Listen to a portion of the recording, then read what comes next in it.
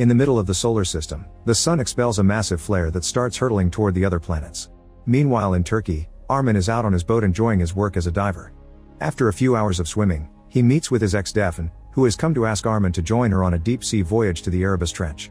When she mentions that they're being sponsored by Yenilik Incorporated, a company that belongs to his father, Armin doesn't like it and an argument ensues. Defne makes him promise to at least think about it. In the evening, the solar flare destroys a satellite. The flare is moving at great speed and approaching Mercury, which is soon picked up by Çelik in an air base in Adana, the Turkish capital. She immediately shows this to her commander, who says she'll tell their superiors and asks her to keep it quiet. The next morning, a mysterious file is dropped under Armin's door, so he rushes to meet with Defne again. He finds her with her new fiancé Kenan, which makes things a bit awkward. Armin asks for more mission details, so Defne shows him some maps while explaining his father is looking for fuel. There's a location that wasn't seen in 100 years and has been found again, which makes Armin excited because there he'll find Savalia savaglia, a black coral he's always wanted but never could put hands on. Armin agrees to go, and in the evening he joins the rest of the crew, happy to see Defne's assistant Rana, marine biologist Kem, and oceanographer Felix. However, Armin gets upset when he sees that Kenan is also coming, and because he gets a call from his dad, not believing he cares. At the air base, Çelik overhears the higher-ups having a meeting and learns that dangerous gamma rays are coming to Earth, meaning humanity doesn't have much time to prepare. Later at home, Çelik calls her mom and tells her to hide underground before Thursday. Unfortunately, her bosses intercept that message and send soldiers to her house. Çelik sees them and immediately rushes to block the door with some furniture so she can escape through the back, leaving her phone behind. By the time the soldiers break in, Çelik is driving away. Out at sea, Defne decides to do a preliminary dive before reaching the trench to test their submarine, so everyone goes with her while Kenan and the captain stay on the boat. Before they leave, the captain says they've received word that there's something wrong with the ocean over in Asia, but it's blamed on a volcanic eruption, so the group leaves anyway. They're underwater for a few hours when suddenly Armin sees a flash of light, which is strange because everything should be pitch black in this area. They return to the surface, but nobody on the boat is answering the radio. Then they search the boat, only to find it completely empty. On a laptop they discover a video left by Kenan, explaining that they got a message from Asia saying that the sun is killing everyone as it rises, so he and the others have left to find a shelter in Coast Town. The group agrees to go to the same bunker, but first they must return to the shore to charge the submarine. During the trip, they see something on the radar coming closer. When they finally step on land, they find the whole area empty and there's no power. At that moment they see a huge military submarine come to the surface called Yakimos S-245. The Navy troops come out and are confused by the lack of power and phone reception. Armin tells Commander Erene what they know as Defne receives a satellite video message from Kenan, which shows panic taking over the people on the streets. Sunrise is in almost 4 hours, so Erene and his second-in-command Umut gather the soldiers and order them to find the shelter Kenan mentioned. Felix and Kem get some tools from the sub and leave in a car, hoping to find the electrical installation to fix. Defne and Armin tell Rana to wait there while they join the search, and as soon as they get in another car they're joined by Umut.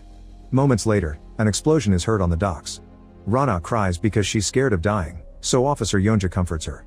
Meanwhile, Felix and Kem finally find the electric towers. The place is an abandoned mess with electrical wires fried and sparks going off, but they decide to try anyway. Kem is shaking and struggling to concentrate, which is soon explained by a bag that falls from his pocket. It turns out he's been taking illegal uppers, so it's better if Felix takes over the repairs. Armin's group makes it to Kos, only to find a fire and a bunch of bodies on the ground. All of them are dead and look like they've combusted internally. Following Kenan's video, the group enters the church, which is also full of bodies. Soon the officers arrive and start searching the town, finding bodies in every corner. Suddenly Officer Barish starts feeling sick and throws up. Armin finds some thermal binoculars in a car and looks all over the area, but there's no movement, which means there are no survivors. At that moment the officers inform Umut that they found a person in a bank vault. The trio rushes there and finds the survivor rambling in ancient Greek. Armin can speak that and talks to him, learning that he survived because he's underground and that place is made of lead. The man also keeps saying everyone's wrong. A medical officer says the guy has internal bleeding and weak respiration, so Umut shoots him. Furious, Armin yells at Umut, who just says he did it out of mercy. The officers decide to go back to the docks and hide in the submarine. Defne still wants to find Kenan, so Umut gives her and Armin 30 minutes to come back to the docks before the submarine goes underwater. At the bank, a few officers try to get some bags of money before leaving, pointing out the owners are dead. This immediately triggers a fight. At that moment, Felix brings back the power. This activates the bank's security system and a bunch of officers are caught inside. An officer outside tries to help them, but the door is closing so he has to step back to save himself. On the docks, Felix and Kem come back safely. Rana checks online and learns that according to scientists, the incident is a result of a change in the sun's polarity. This change happens every 11 years, but this time it was stronger than usual and caused the eruption that sent out those giant gamma rays. In Kos, the evacuation signal starts wailing from the speakers across town, mentioning a shelter in Taigaki. Defen and Armin immediately head there, only to find the shelter also full of bodies, including Keenan's. Armin grabs Keenan's phone and watches the last video, which shows how everyone in the shelter internally combusted at the same time. Defen has a breakdown, but there's no time for grief because the sun is about to come out. The duo drives as fast as possible and makes it to the docks, where the submarine is about to leave. Umut sees them, but he closes the hatch anyway. Armat jumps on the submarine and starts pounding, so his friends hear him and Yonja opens the hatch for them. After the submarine finally leaves with everyone safe inside, Umut tells Armin that he lost many men because he and Defen were chasing a ghost, so he'll never forgive them. Hours pass and they get no updates from the outside world, so the mood is pretty low. Barish isn't getting any better and sees a hallucination of his mother. Meanwhile, Armin and his friends are given a tour of the sub and learn the rules. Suddenly an alarm goes off because the hydraulics are ruptured. The sub starts shaking and the auxiliary systems take over. Their engineer died in the bank, but thankfully Armin comes to the rescue and manages to fix the problem. Arane is impressed and after making Armin some questions to test his knowledge, he decides to make him the new chief engineer. Umut is not happy and promises to end Armin if he messes up. Officer Alton isn't happy either and reminds Armin he has no authority here. The rest of the group is put on cleaning duty and Felix says this is their new normal, because he doubts they'll be able to return to the surface. Suddenly Alton and other officers kick Felix and grab Kem by the neck, hurting him as they blame him for the death of their comrades. After insulting him, they let go of Kem and tell the group to clean up. Udom sees everything from afar but doesn't intervene. Defen tells Armin what happened, but Armin says they need to play along or the officers' attitudes will get worse. Furious, Defen goes to tell Arane of the incident too, but Arane says his soldiers are good and nobody will try anything under his watch. Meanwhile, Barish continues to have hallucinations and even claims to see someone crawling around in the vents, but they don't believe him. Soon the officers discover that there are a few food cans missing, so Alton confronts Defen about it, but Yonja comes to her defense. Getting even angrier, Alton gathers the troops to tell Arane that Armin's group has stolen from them and should be kicked out. Armin comes through and offers a powerful speech about how they all lost loved ones and instead of fighting they should work together to survive. At that moment, Felix notices Barish has a hand grenade and immediately rushes to tell the others. While the civilians stay behind, Arane and the officers go to see Barish, who won't listen to them because he's too far gone. He starts rambling about people that need cleansing and how Earth needs to rise again, mentioning some incoming Judgment Day. Realizing what's about to happen, Arane locks the door behind him just in time. Barish detonates the grenade, dying with Arane. The alarms immediately go off and various leaks appear on the sub, which could cause the pressure to make it explode at any moment. The troops team up with Armin to try to fix the damage, but no matter how hard they work and how many tools they bring, nothing works. Kem is starting to lose his mind and Alton scolds him for it as he grabs him by the neck, so Felix immediately pushes him away. Eventually the group gives up on trying to fix the leak from the inside. Their only option is to swim out and plug the sub from the outside. Defen points out that's too dangerous at this depth, but Armin reminds her they have no other choice. In private, Yonja is crying for Arane, who turns out to be her father. Umut interrupts her to order her to swim out with Armin because she's the only one in the sub with the knowledge to help. After suiting up and grabbing specialized equipment, the duo swims out in the darkness of the deep sea until they find the leaks. While they work, Yonja is suddenly hit by an anglerfish, which knocks her back and makes her miss the location of the sub. Inside, the lights go out as the switchboard goes offline, so they have to activate the auxiliary power. While the officers work on fixing the main power source, Armin continues to work on the leaks, sealing them well. Then he looks for Yonja and finds her just in time to return to the sub without receiving any pressure damage. As they come in, they agree they won't tell anyone what happened. Minutes later, Umut becomes the new commander and Yonja is his second in command. Umut announces they'll go to the Iskenderun naval base in Turkey. For the next few hours, everyone tries their best to be patient. Felix watches over Kem, who is going through withdrawal symptoms because of his addiction. Eventually the submarine makes it to the base and they find empty police cars outside the building. The officers search the whole area, but they only find bodies everywhere. The troops give them proper burial with the traditional army ceremony, and Umut sees a girl among the bodies in the grave, meaning he's hallucinating as well. Another officer snaps him out of it when he informs him they've checked the news and learned there are fires everywhere. Kem heads off to have a smoke and sees the city on fire in the distance, so he starts to lose hope. Afterward Yonja puts up a picture of Arane in the sub and the others offer a final salute. Armin and some of the officers do more work on the leaks for extra safety, and Umut sends the others to look for food and medicine in the base while he and Rana check the computers for more information. In the base kitchen, Alton tries some of the food and says everything is tasteless. Something is moving in the shadows, and when Alton and Yonja hear a noise, they go to investigate. Yonja notices that the bag she left on a counter is now gone. They end up finding a broken can and assume it just exploded. In the infirmary, Devin notices that Kem is looking for something that could help him with his addiction, so she immediately moves him away. However, he's hidden a bottle in his pocket and secretly takes some medicine. In the submarine, Felix hears a noise and goes to check. When he finds an abandoned flashlight, a mysterious woman suddenly pushes him off and runs away. Felix tries to stop her, but he gets kicked and pushed again.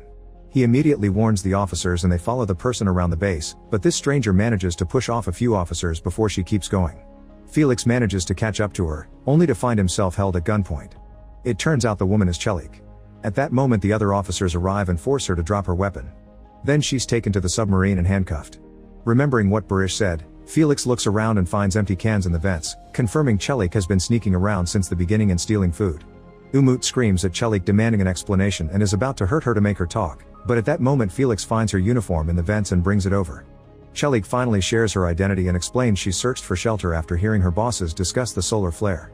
While hiding in the vents, she's learned a lot about everyone's personalities by just watching them and mentions how Yonja almost blew the diving mission. She also says Erene may be a traitor because he had been trying to communicate with someone outside the sub without telling anyone. Yonja and Umut rush to Erene's quarters and find a hidden compartment with the commander's log. All the names of Armin's group are listed with the words no affiliation except for Defin's, which has questions marks. The duo shows the list to Chelik, who tells them to watch Defin and don't let her suspect them. Meanwhile, Defin secretly enters the naval base and hooks up her satellite phone to try to connect to the computers to no avail. Minutes later Umut is informed that 2 officers are sick, and Armin realizes they were 2 of the grave diggers. They consult Kem because he's the expert, and he does a little experiment. The food they took from the base tastes like paper, but the food they already had in the sub tastes fine. Kem concludes that the sun has corrupted the carbon structure of the food. This means all the provisions they brought are useless, and the good food will only last them a week. Kem points out that fresh food and stuff in bags is bad, but they should search for canned food because the metal may have protected it. After sending the troops to search every corner for canned food, Umut agrees to release Chelik in exchange for her help. Chelik gains access to the base computers and hears a message in Spanish. There's a lot of interference and the only part she understands is "May God protect us all." Then Chelik hacks into Defin's file and discovers that she did research about deep sea habitats for the military organization NATO. It seems Defin knew about the sun situation before it happened. Meanwhile Yonja chats with Defin and tries to befriend her to learn more about her, but Defin can tell she's being interrogated and cuts the conversation short. Minutes later, the group sees a plane fly above them. While Chelik uses the base computers to track it down, the radio picks up chatter from the Russians, who are trying to get in contact with the space station. When it's over, Chelik goes back to tracking the plane and notices Umut writes down a number. In the meantime, Armin's group finds a storage full of canned food, but when they taste it they discover it's gone bad too. Soon the troops come back and confirm they had the same result in town. The group gathers in the computer room where Chelik is keeping track of the plane. Armin sees the trajectory and concludes they're trying to outrun the sun by flying westward. He thinks they should get in contact with the plane and join forces, but Umut thinks they may be enemies and threatens to shoot the plane down if anyone tries to call it over. The sub announces they're finally leaving, but Kem decides to stay because his addiction is taking a toll on him and not even Defin can convince him to change his mind. Later in the submarine, Defin has a breakdown out of guilt. Rana is starting to suffer from claustrophobia, so Umut helps her calm down and shares a drink with her, admitting that Rana reminds him of his dead daughter. After the submarine leaves, the sun rises and Kem walks into the waves to wait for the end. The group waits a whole day and once it's nighttime again, the submarine comes back to the surface. Soon they find Kem dead on the shore and his friends take a moment to pay respects. Meanwhile Chelik uses the computer again and finds the plane in Bulgaria. There are a few dams in that area, so they guess there could be an NATO bunker underwater. At that moment another Spanish message comes in saying that survivors can join them in the Gijón mine in Spain and giving out the coordinates. Umut gathers all the officers and announces they're going to Bulgaria because a military bunker will be safer than mine. Defin is worried that Umut is becoming a dictator who takes decisions for everyone and is wary of all the weapons they're bringing into the sub. After the submarine leaves, Umut checks Erene's log again and finds a hidden piece of paper with a code. He tries using it on the computer, but it doesn't work. At that moment he hears a broadcast saying that a group is going to Norway, so he orders Alton to change course without telling anyone. In private, Defin continues to use her laptop, but hides it when Armin comes to check on her. He wishes her a happy birthday and they end up getting naughty. Moments later, an explosion is heard and the sub alarms go off. Everyone panics, but Umut immediately tells them it was a test to keep them on their toes and just turns off the alarms. Then he announces they're going to Norway, claiming that Bulgaria's food reserves are empty. Nobody believes him, so Alton says he also heard the same information on the radio.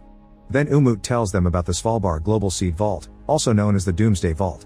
This is a vault where seeds of plants from all over the world are kept in case of a global disaster, so Umut wants to get some seeds and grow them in the sub with soilless agriculture. Armin and Felix confirm it's hard but doable, but Daphne insists Spain is a better choice. She points out that the seeds will take a long time to grow, meaning they won't have food until then. Not to mention Norway is a week away. An argument ensues as Armin supports Daphne's idea, so Umut agrees to stop by Spain on their way to Norway, but he also says that if anything goes wrong he'll hold Daphne and Armin responsible.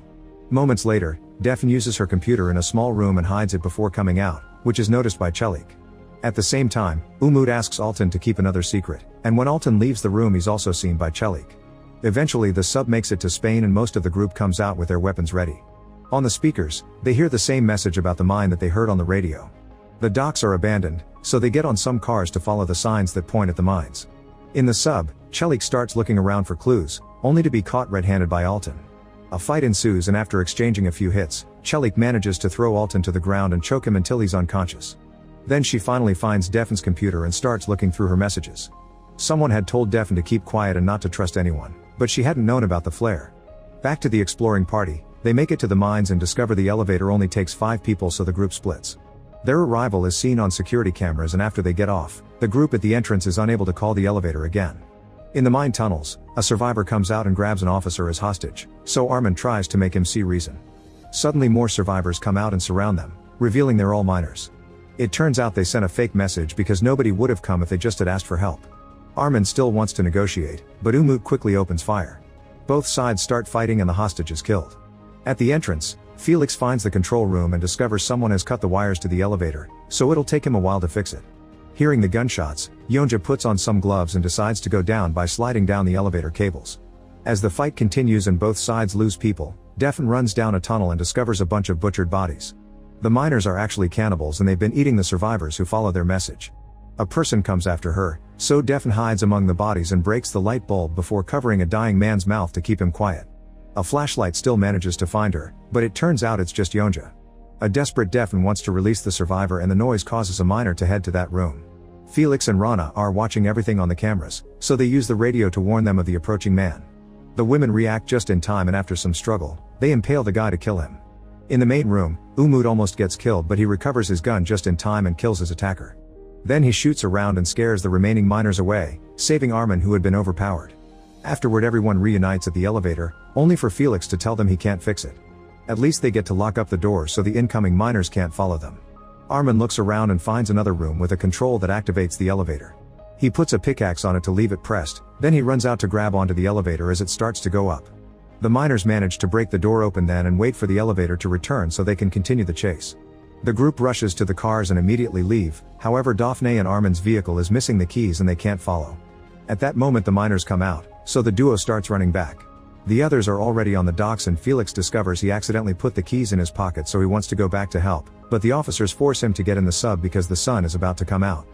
A few officers stay for defense and immediately open fire when they see the miners coming after Armin and Daphne. Most of the cannibals go down, but Daphne trips and a miner manages to grab her hostage. Umut still refuses to negotiate and begins shooting them down, but he isn't fast enough and a miner manages to stab Daphne in the back before Umut kills him too. Armin has a breakdown and clings to Daphne's body as she dies in his arms, refusing to leave without her. The officers have to knock him out and drag him back to the sub before the sun comes out. In the sub, Yonja orders everyone to head to Norway while Umut keeps on trying to access Irene's file. After a bunch of failed tries, he finally guesses the password and finds the mission orders, realizing they've been lied to. He immediately gathers the troops and shares the news. They were initially told that they were on a drill order from NATO and found Armin's sub by chance, but it was all planned from the start. Irene always knew that they were on a search and rescue mission, and the goal was to save Daphne because of her underwater habitat knowledge. Umut deduces that NATO knew about this disaster long before everyone else did and have been working to save themselves at any cost. Suddenly Armin bursts into the room and attacks Umut on purpose, looking for a reaction. The other officers pull him back as he yells he wants things to end, but instead of killing him Umut orders his men to lock him up.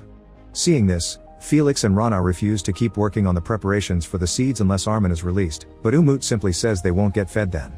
In the room where he's handcuffed, Armin overhears some officers say that 2 torpedo tubes are empty.